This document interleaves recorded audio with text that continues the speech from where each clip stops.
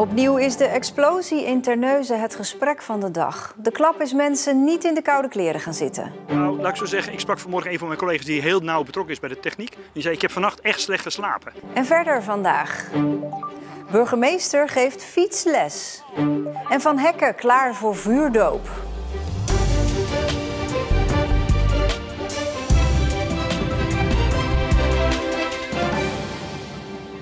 Goedenavond.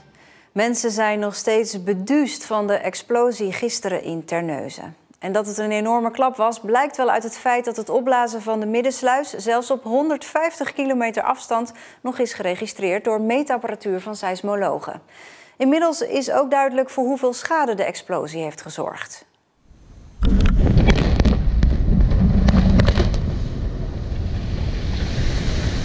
Dit was de klap van gisteren die veel Terneuzenaren nog lang bij zal blijven. Het opblazen van de middensluis verliep niet zoals gepland. Vandaag is de rust weer teruggekeerd in de Donse Visserstraat vlakbij. Hier kregen ze de ontploffing goed mee, aldus deze buren die niet voor de camera wilden reageren. Zo'n harde knal en serieus een soort van drukgolf die ik voelde. Ja, ik ben de tuin ingevlucht, want ik dacht dat huis komt naar beneden.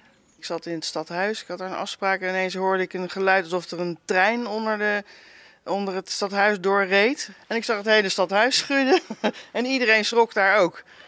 Inmiddels zijn er brieven bezorgd door de projectorganisatie met excuses en een telefoonnummer waar schades gemeld kunnen worden. We hebben tot nog toe, als tussenstand, 25 schademeldingen binnengekregen.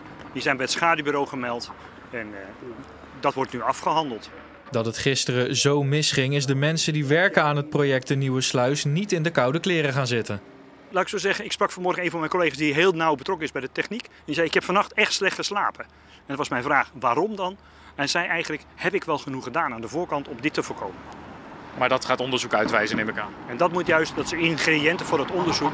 We gaan ons allemaal nadenken van, hebben we het op de juiste manier voorbereid? Dit is anders gelopen dan verwacht.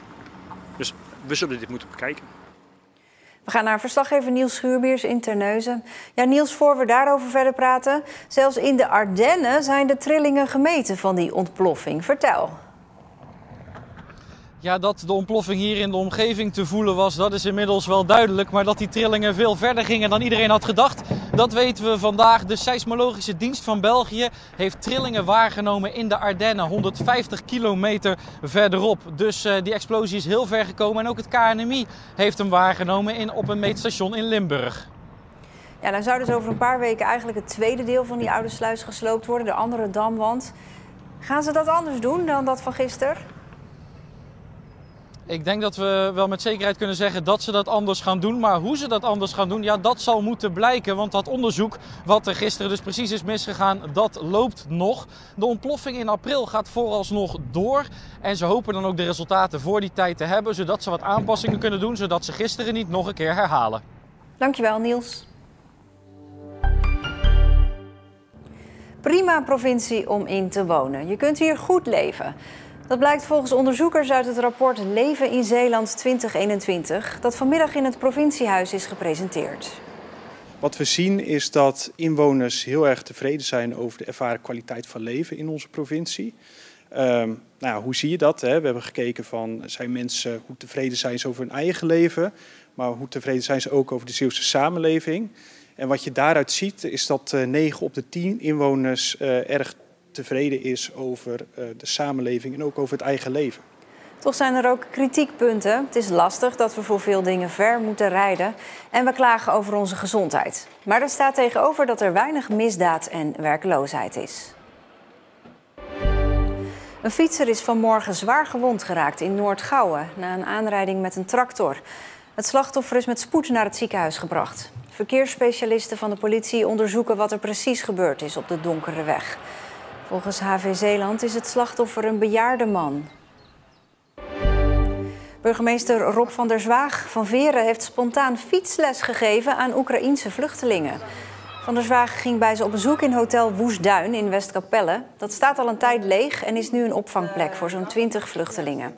Toen de burgemeester vroeg wat ze nodig hebben, was het antwoord dat ze willen werken, maar dat vervoer een obstakel is. Fietsen doen ze amper in Oekraïne, maar ze willen het wel leren.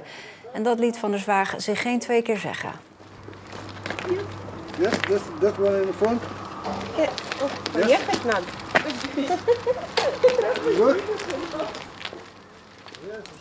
En later deze week worden er door een fietsenmaker nog een paar fietsen gebracht bij het hotel.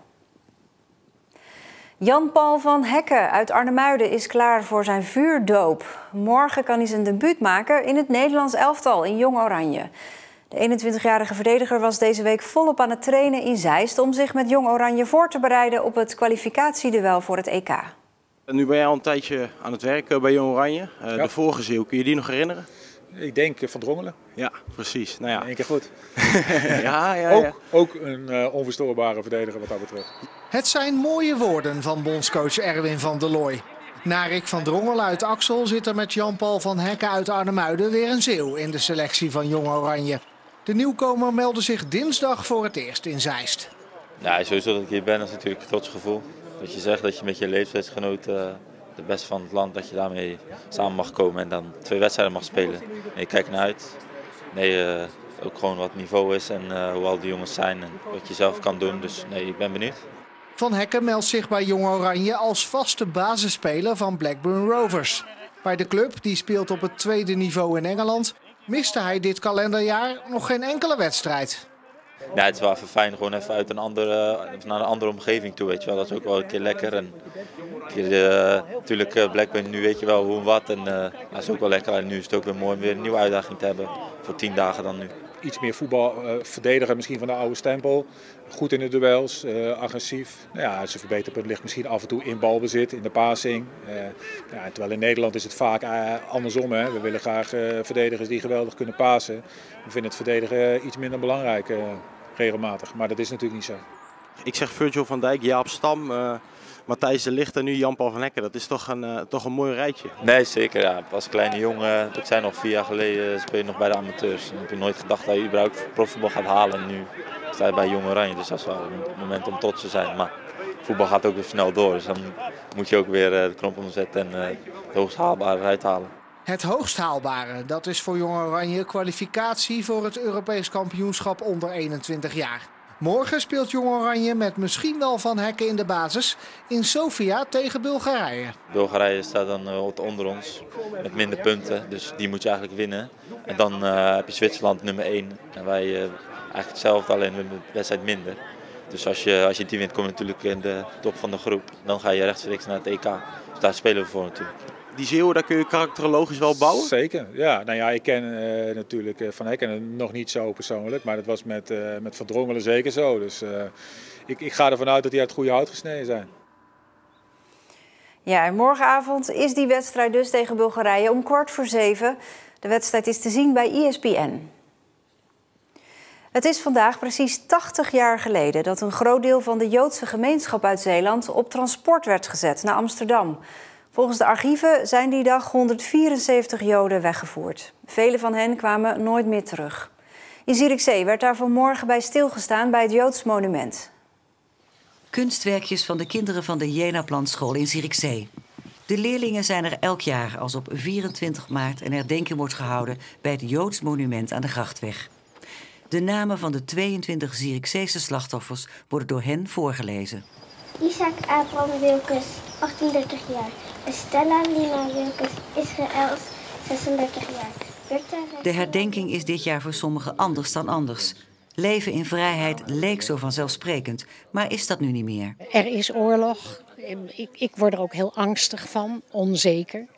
En terwijl ik dus de doden herdenk van onze eigen vorige oorlog, vallen er dagelijks doden. En denk ik, hoe moeten die mensen ooit herdenken? Zoveel slachtoffers ook. Verschrikkelijk.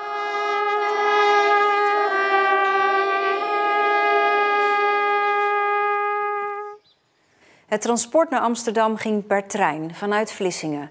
Bij elk station stapten Joodse mensen uit die stad in. Zo ook in Middelburg. Daar stapten naar schatting 75 mensen in de trein. Ger van Wagening woonde toen tegenover het station in Hotel du Commerce. Haar ouders waren eigenaar van het hotel, maar het was ingenomen door de Duitsers. Ze was pas 9 jaar oud, maar de dag dat ze de Joodse Middelburgers uit de stad zag vertrekken, staat op haar netvlies gebrand.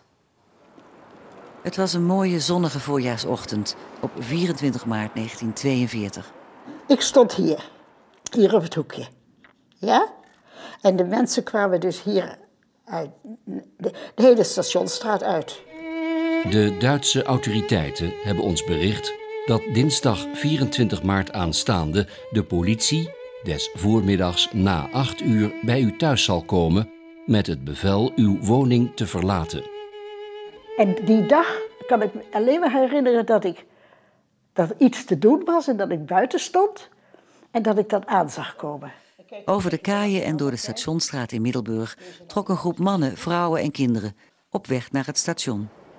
Langs de kant van de weg stonden hun buren, klanten, collega's en vrienden die zwijgend afscheid van hen namen. Het was heel stil en die liepen heel langzaam.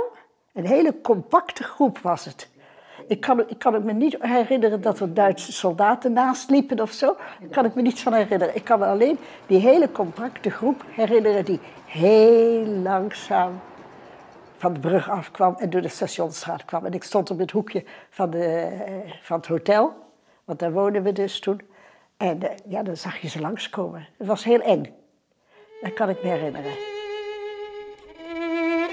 De bedoeling is dat u die dag naar Amsterdam verhuist om u daar te vestigen.